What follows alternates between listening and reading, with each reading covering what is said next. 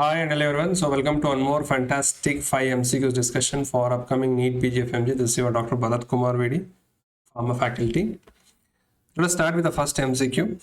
The question is asking dopamine at very low doses causes option A vasoconstriction, option B increased force of contraction of heart, increased renal blood flow, increases angiotensin 2 levels. So you have 10 seconds of time to answer this.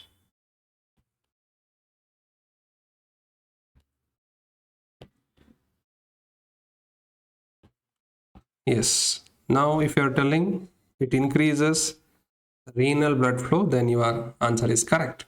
Let us discuss that. Now, dopamine, you can give it as IV infusion. So, when we give it as intravenous infusion. So, we can give it at various rates. If you are giving at 1 to 2 microgram per kg per minute, then it acts on D1. So, this is called very low dose or low dose. So at that dose, it acts on D1 in renal blood vessel and mesenteric blood vessel and increases renal blood flow. Renal blood flow, right? So it causes increase in renal blood flow. Suppose you increase the dose 2 to 10 microgram per kg per minute, it acts on beta 1. Where is beta 1 located? Heart. So it increases force of contraction. It increases the heart rate and stroke volume, increase the force of contraction. If you further increase the dose more than 10, it acts on blood vessel and causes vasoconstriction because you know alpha 1 is present in blood vessel and the BP will increase. Now, where do we use dopamine?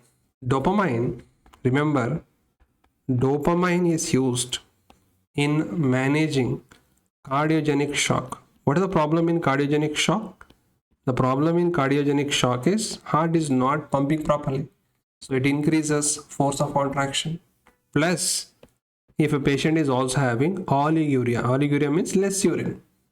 So can we use it? Yes, because it increases renal blood flow. So that is why if I am managing a patient of cardiogenic shock with oliguria, I have to infuse it between 2 to 10 because at 2 to 10, it can act on D1 as well as beta 1. Sir, can we use it for higher doses? Problem with higher doses, it can increase arrhythmia risk. So dopamine, remember, mainly cardiogenic shock. It can act on D1, beta 1 and alpha 1. Never confuse this drug with dobutamine. Dobutamine has nothing to do with dopamine. Doesn't have anything meaning of dopamine. Remember, it mainly acts on beta 1 and beta 2 and alpha 1 like this. No action on dopamine. Now it is used to manage cardiogenic shock. Since it acts on beta 1, it increases the force of contraction, and also it is used in cardiac stress testing. So you need to tell me, apart from dobutamine, what are the other drugs which we use to manage cardiac? What are the other drugs we use to give in cardiac stress testing? So tell me the drugs other than dobutamine used for cardiac stress testing. Another drug is phenol-dopam. You can see the name has dopam. Dopam means it has dopamine action, so it acts on D1 and also it's an alpha 2 agonist. So since it is a D1 agonist, it causes vasodilation and decrease the blood pressure. So where do we use this phenol-dopam? It is used to manage hypertension emergency. So my request is, please analyze dopamine, dobutamine, phenol-dopam. They are different drugs, and most of you confuse dobutamine with dopamine. So coming back to the question, at very low dose, it increases renal blood flow. Medium dose, it increases the force of contraction. Very high dose, it causes vasoconstriction. Clear? Yes, sir. Now moving on to the next one. Drug used to close patent ductus arteriosus. Usually when a baby is born, it will get closed. Now if it is not closed, then we use NSAIDs. Now, why do we use NSAIDs? Who will maintain the patent ductus arteriosus? Prostaglandins. How do I stop prostaglandin? Inhibit COX. Now, who will inhibit COX? NSAID. So remember, to open PDA, what we require is prostaglandins. What we require to close this patent ductus arteriosus is NSAIDs. So what is the drug used to close? The answer is indomethacin. If that is not there, we can use ibuprofen, or aspirin is also being used. But two common used drugs to close it is indomethacin or ibuprofen are used. Now they may ask you the question, what is the drug used to open or keep it patent? Because why you want to keep patent when the baby is born? There may be some congenital heart diseases like transposition of great arteries.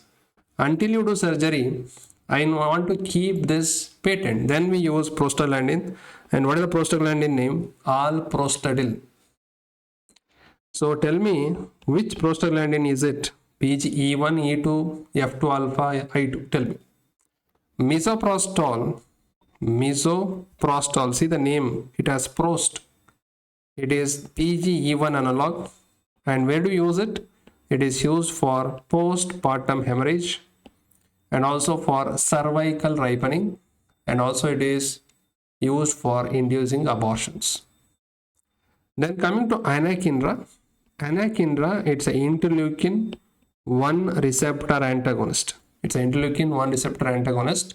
You can see the name antagonist kin interleukin used for rheumatoid arthritis. So it is used to manage rheumatoid arthritis. So the answer for this question is C, indomethacin. C, indomethacin. Let's move to the third question.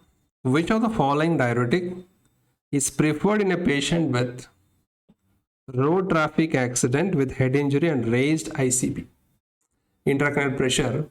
So patient, what happens when there is head injury? The bleeding occurs in the brain and the pressure inside the brain increases. That is called intracranial pressure increases.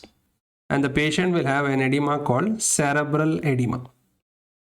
So what is the diuretic of choice for cerebral edema? The diuretic of choice is, yes, if you are telling mannitol, then you are right. Mannitol is the diuretic of choice for cerebral edema. All other options like furosemide is a loop diuretic, spironolactone is a mineralocorticoid receptor antagonist, also called as aldosterone receptor antagonist. And what is acetazolamide? It's a carbonic anhydrase inhibitor. You all know it's a drug of choice for acute mountain sickness for both treatment and prophylaxis. So the answer is mannitol.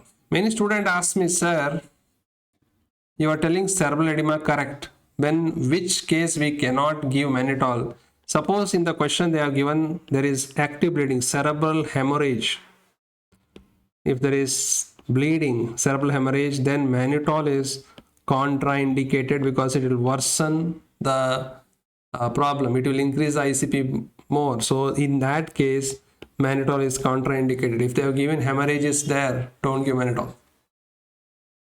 Now coming to the edemas and diuretic of choice, pulmonary edema, left ventricular failure, nephrotic syndrome, the diuretic of choice is loop diuretic, and the preferred one is furosemide. Furosemide. Cerebral edema, I told you, it is mannitol. And cirrhotic edema, we have the aldosterone receptor antagonist. The name is called spironolactone. Spironolactone. And tell me what is another brother of spironolactone? It is called as eplerenone. Now you have to tell me what is the mechanism of action of furosemide as a diuretic. What does it inhibit in thick ascending loop of Henle? Tell me what transporter is inhibited by furosemide. So we discussed various edema and diuretic of choice here. So the answer for this question, the drug of choice for cerebral edema is mannitol. Now you have to tell me one more answer here. What is the diuretic of choice in a problem called dialysis disequilibrium syndrome? Even though we have discussed this plenty of times, Most important in the revision. Exam preparation is revision, revision, revision. Do more revisions. Try to answer. See your notes. Yes. Coming to the next question. 52-year-old patient, history of angina and heart rate of 94, a bit higher, usually 60 to 100, but 94. Also tense personality. Tense personality. BP is 154/94, a higher one. What is the preferred drug in treatment of hypertension in this patient? See, please remember, whenever you start an antihypertensive therapy, let me tell you, suppose a patient comes with hypertension, what we do is we have first line drugs for hypertension. What are the first line drugs? A, C, T. A for AC inhibitor or ARB, C for CCB, and T for thiazides. So without any problem, patient is coming, then I can give any of these three. Now the problem is patient is having hypertension also, tachycardia, a bit of tachycardia, plus he is having tension, that is anxiety, and BP is also high. So tell me which antihypertensive you will prefer. Hydrochlorothiazide, metoprolol, amlodipine, telmisartan. Tell me which will take care of all this. Yes, if you're telling option B, metoprolol, then you're right, because metoprolol can decrease the BP, decrease the heart rate, and it can also decrease anxiety, because we know proprolol is used to manage performance anxiety. But what are the other options? Hydrochlorothiazide, it's a thiazide. Amlodipine is a CCB. Telmisartan is a AC inhibitor. Sometimes we may not start the first line drugs. If there are some comorbid problem, then we have to give other drugs. Now coming to the question, suppose a patient has hypertension and gout, he comes to you. What is the preferred ARB? Can you tell me? You know, ARB is end with sartan. What is the preferred ARB? The preferred ARB is losartan. Why, sir? Because losartan has uricosuric property, which will throw the uric acid out, which is beneficial for gout, and losartan can also take care of hypertension. Losartan, the name starts with low, it lowers uric acid, it lowers one more thing, thromboxane A2, that is also good. Now the question is again, hypertension with gout, which antihypertensive will avoid? I will avoid thiazides. Why, sir? Because thiazides increase uric acid. Thiazide increase uric acid and worsen the gout. Suppose patient comes with hypertension and he is also having BPH, then what do you prefer? Which antihypertensive? Then I prefer alpha blocker like prazosin. Suppose patient comes with hypertension and diabetes, what do you prefer? I will prefer either AC inhibitor or ARB, sir. Why? Now AC inhibitor or ARB, they take care of hypertension, and they are also helpful in diabetes because they decrease the diabetic nephropathy problem, that is microalbuminuria. Now they can ask you a question, which ARB will be the best one? The ARB which will be best one is telmisartan, the longest acting sartan, because it has PPA or gamma agonism, and that is helpful in diabetics also. Tell me a drug, diabetic drug, which is a PPR gamma agonist. The name is pioglitazone. Pioglitazone. That's why, suppose a patient has hypertension with diabetes, I will prefer ACARB. But if they ask you in that what you prefer, tell me sartan, because it has PPR gamma agonistic property. Now you need to tell me one point here.